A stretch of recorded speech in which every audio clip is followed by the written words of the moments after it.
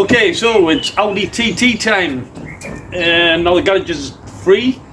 So we're going to have a look at the problems on the TT. If you remember from previously, it's got a big rattle on the engine. At idle and up to about 2,300 revs where it starts to drop off. Or if you blip the revs, it will sort of kind of disappear and come back. So it's leading down to the oil chain tensioner, which is hydraulic, so it's fed from oil under pressure from the sump via the pump. And if that's starved of oil, it doesn't get enough pressure to basically keep tension on the chain, which causes the chain to then flex and hit off the timing cover, which is what the rattle is. I'll start the car and show you what the rattle is, just to remind you if we haven't got the footage from before.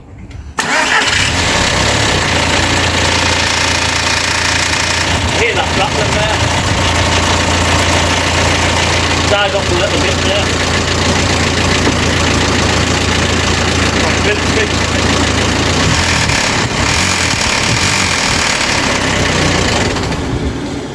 There we go, hopefully you can hear that on the video, the rattling.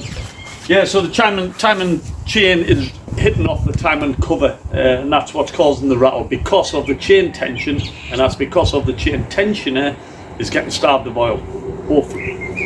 In terms of resolve, the easiest and quickest thing to do or check first is remove the sump and make sure the strainer is cleared. The strainer is where the pickup point is for the oil pump, and that is a common problem on these apparently, that this gets blocked. So we're going to remove the sump, remove the strainer, give it a clean, put it back on. If it isn't, and it doesn't matter, it's worth doing that as part of maintenance anyway, if that is a common problem on the TT. Yeah, we'll start the engine up after that. Hopefully the rattle is gone. If the rattle hasn't gone, or it's no better, then it's a case of going into the top end where we'll be removing the cam cover and looking at the chain tensioner itself, which may be leaking the oil from there and therefore not holding the pressure. However, onto the sump now. Let's get to work. Yeah, stop it. Right, bit of an update where we at. So car battery's off. Yeah, I've jacked the car up.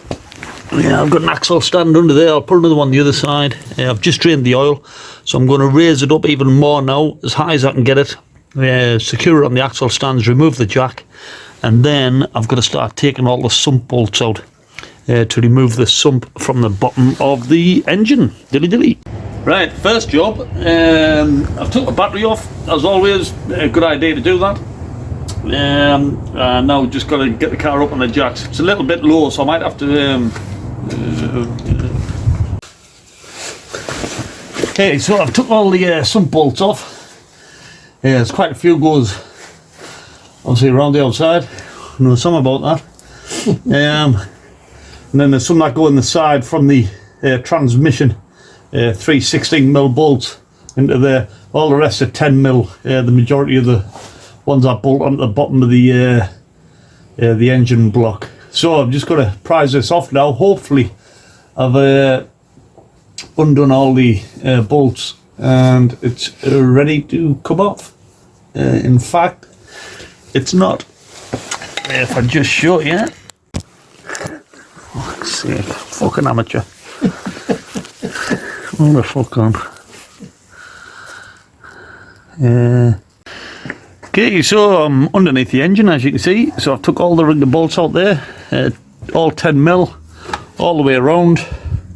You probably can't see from that end, but yes, plenty of bolts, 10mm. There's some up in the nukes here, which you've got to have like a swivel head on to get to them too.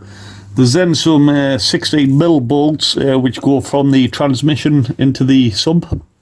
Yeah, there's just 3 of them, quite easy to get them off. The only thing I've got to do now, because I thought I was ready, but I've just noticed, first of all, undo your electrical connection. That's for your, that's your oil level for the sender unit for the oil level. Put your light on if your oil level's low, so that's what that is. So disconnect that. And then there's actually a return pipe here. That'll be from the turbo. So that'll be your oil return pipe from the turbo. So I've just got to undo them 2 bolts as well, and that'll allow me to then take the sump off, hopefully. Dilly dilly. Okay, so sump's ready to come off now. oil dripping on us, so I'm just going to manoeuvre it out the way, and then it'll reveal the bottom of the there's probably going to be a cover on this, I would imagine, covering the bottom of the engine and the strainer, but we'll see when we take it off. See oil coming out the oil feed for the turbo return pipe.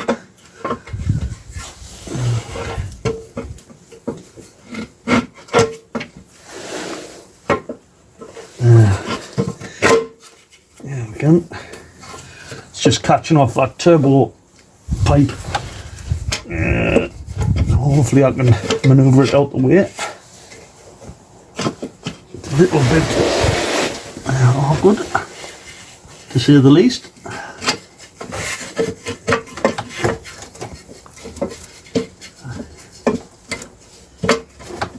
It does appear to be stuck on something on the inside, to be honest. And I'm not sure what. I'm not sure what, indeed. Yeah, there we go. Right.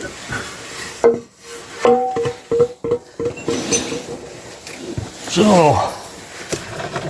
looking underneath then, we've got, there's the oil pickup. So that's what needs cleaning out. So I've just got to undo these bolts here. There'll be a gasket inside there. Take this off, give it a good flush through, and then I've just got to clean all the sealant off then around the bottom of the engine block, and clean all the sealant off the sump, and then put it back on once everything's cleaned up, and then we shall see if that has resolved any problem. Okay, dilly. Okay, so we can see that I've took the strainer off, just the two bolts there, pulled it off, and we're going to have a look inside now and see what she's like. Might be hard to zoom in, but there we go. Okay, so there is quite a build-up of crap in there. Yeah, so I am hopeful that if it doesn't, well, it doesn't matter. If it sorts the problem, great. If it doesn't, that definitely needed cleaning. So I'll take a photograph of that, of how it is now, and then once I've cleaned it up with fuel, we'll see the after. Yeah, so all that work just to clean a little bit of gauze, put it back on, and there's quite a lot of prep work now to put this sump actually back in position. However, it needed doing. Yeah, this is going to rule this particular part out. And as I say, it's not too disheartening if it doesn't solve the problem, because it's good maintenance anyway. This will be the last time this needs taken off, hopefully, to get cleaned out. Dilly. Aye, a bit more TT time. Now the beast has landed. So that gauze, yeah, I've cleaned it out with petrol now. And I mean, you can see the top bit there compared to what it was, which obviously until I do a comparison you'll probably not know exactly, but that top bit there was dirty. But what I noticed was around the sides, all around the sides was absolutely chocker block with crap. So the oil was only getting in at the top bit at best. So we can see now it is actually all clear all the way around inside there. I've had loads of petrol in it, swilled it about. I've had me compressed air on it, cleaned it all out, happy days. So that's good. As I say, whether it sorts the problem out I don't know, but it definitely needed cleaning because it was at the point where it was going to block oil. Right, so I've just got to clean up now. I've got more spill soap down there, or Tesco everyday cat litter. So I'll get that swept up so I can get underneath and get this sump put back on. So you can see, obviously this is all the bottom of the engine there, so that's the oil pump chain. Driving the oil pump, so I've just got to get that gauze pickup back on.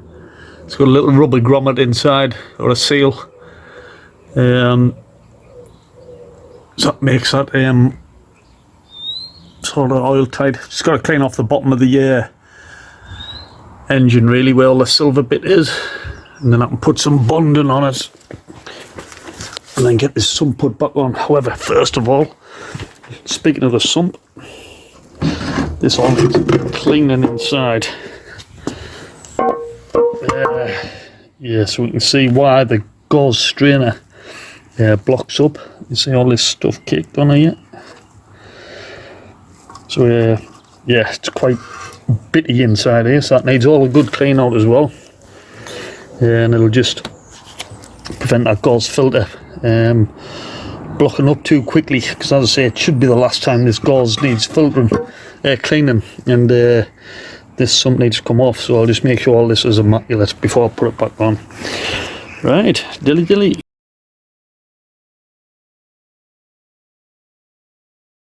Right, so I've had to hold it there for tonight. Cleaned out the sump. All the screws are in there. Yes, that's looking a lot better. I've got the pickup back on now, tightened up, and the gauze is all nice and clean, as we can see, as it should be. Yeah, but I need some liquid gasket. I haven't got any, so I can't put this sump on tonight. However, everything's cleaned off, so it's just ready to put the gasket seal on, and then tighten all the bolts back up, and then I can top it back up with oil. I've also ordered, because it was broke on this one, that's where the oil dipstick goes in. I thought it was over full, but it wasn't. It's because the dipstick had broken. You can see a bit of it there snapped, so part of this will come back off this. The actual end of the dipstick is broken as well, so I'll have to get one of them. But that's not the end of the world, because I've still got enough on there. But yeah, there's about a 5-inch tube that needs replacing, so I can get the correct oil level back into the engine. That's meant to arrive here Tuesday, so we'll get that fitted. It looks a little bit awkward to get out, but I'm sure I will manage one way or the other. Okay, so that's it for now, guys. I'll catch up with you tomorrow. Dilly dilly. Okay, guys. So I purchased me sealant for the gasket. I've now got all the sump back on. Connections made up. Turbo oil pipe return fitted. That's it. So as we know, we've got a nice clean gauze pickup now for the oil pump. Fingers crossed. So I can lower the car back to the floor now. And what's also arrived today, which is great timing, is the new oil feed for the dipstick, which needs to go in there. So I need to get that old one out. There's a bit of the end on the top of there as well, as you can see, so I'll get that took off, and we'll get this fitted once the car's back on the floor. Dilly dilly. Right, it's back on the floor, so I'm just trying to replace this tube now. So basically that plate screwed onto the side, so I've done the two bolts there, you can see them. They're just two Allen key bolts. I took that off. Wouldn't normally come out as a 1er. You'd normally have to guide this off, which is the other end of that pipe.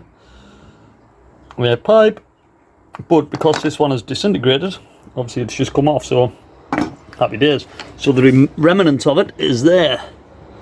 So I just need to, I reckon, pull up where it connects onto the metal pipe that goes down into the sump. So I should just be able to pull on that now, and it should pull away. Now I'll be able to push that one in place. Dilly dilly. Right, happy days. So I've got the old one off. There's the end of it there, so I've just got to push this on now, locate it in.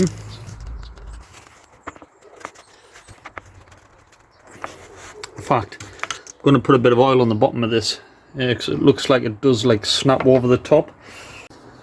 Right, the old one's out. You can see the end there. Basically just got to push this on. I've put a little bit of anti-seize on the bottom there, so it clips over. So hopefully this will locate on now, and then just snap over the, well, not snap, but hear it. snap into position. Okay, it's going to be a 2-hander this. That is it, just rests on. So that's happy days. So that's a new one on. I'm just going to take the old bit off here, and then we can get that, we can just do that. Right, dilly. Right, and guys, the moment of truth. Have I got a key? Yes, I have. Fingers crossed. We're looking for no rattle.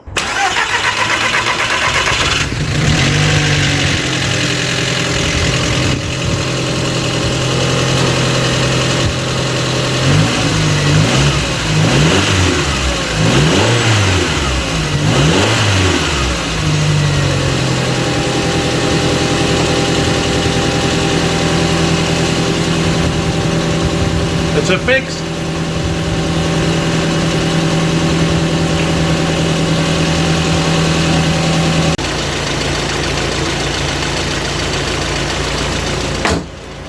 Absolutely awesome. I mean, that was straightforward, that. That doesn't normally happen to me. Quiet. It had a little bit of rattle on start, but that's because the oil hadn't getting up to the chain tensioner. But now it has, and it's absolutely fine.